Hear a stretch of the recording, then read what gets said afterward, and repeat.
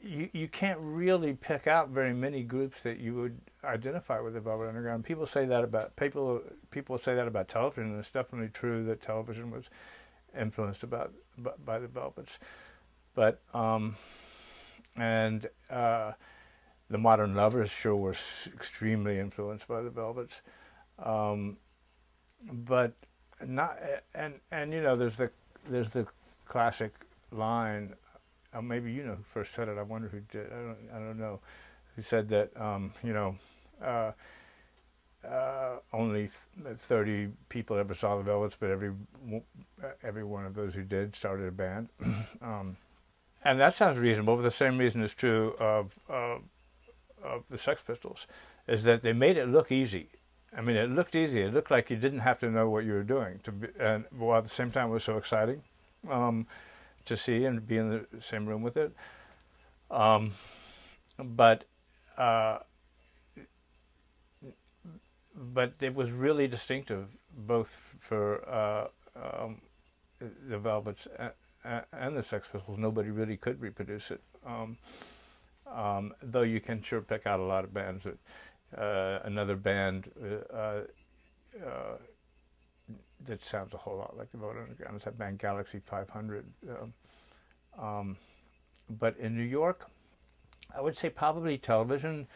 Um, but television was so much more production oriented. I mean, there was so much more about this crystal clear sound and this very obsessive, fanatical attention to every detail of how the instruments mix with each other and the exact quality of the sound of each moment of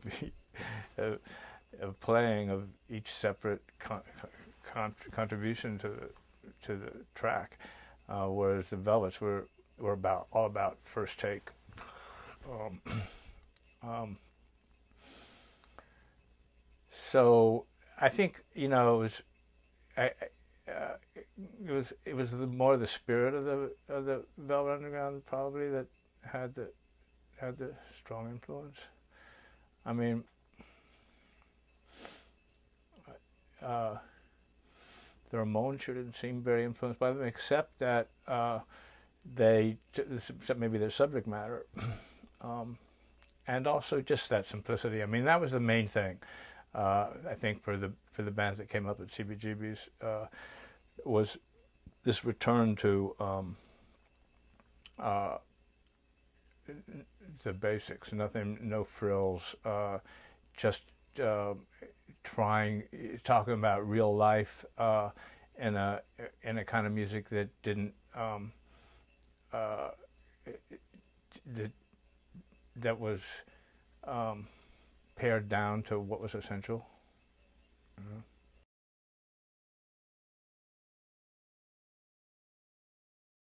Definitely. I mean, there was the whole glamour of transgression and also the opposition to hippies. Like like that classic moment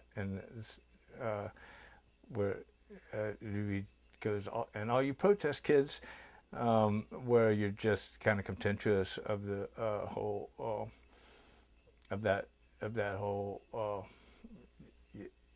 love and peace delusion. Um, uh, but the thing that always strikes me the most, I mean, it was clear, and Louis and John Cale have never been stingy about crediting Andy Warhol for all they learned from him. And the atmosphere around Warhol and the factory permeated those songs. But what always blows my mind about that is more from the other direction, is how amazing it is that Warhol discovered them. How did he know how great they were?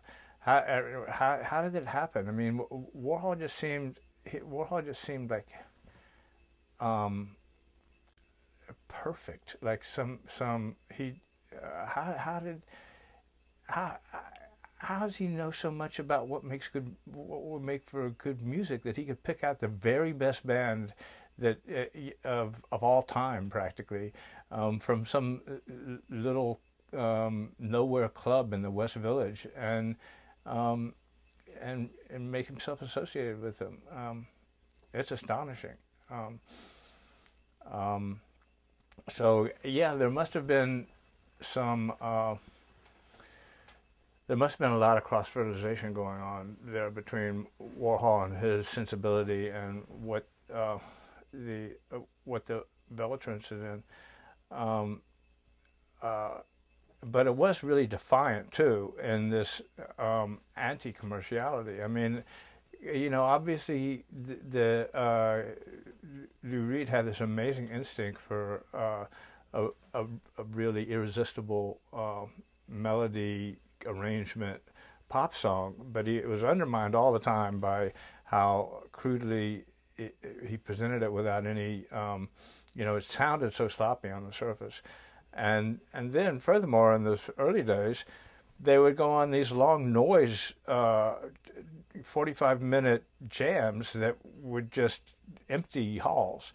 I mean, there was a famous line of Warhol's to them of advice about how to regard the audience, namely, always leave them wanting less. But still though, music is brilliant. I don't think there's any band that is so flawless in their bootlegs. Every show that Velvet Underground ever played was good, because a lot of them were recorded, and those recordings are out there, and they're fantastic. They're all great.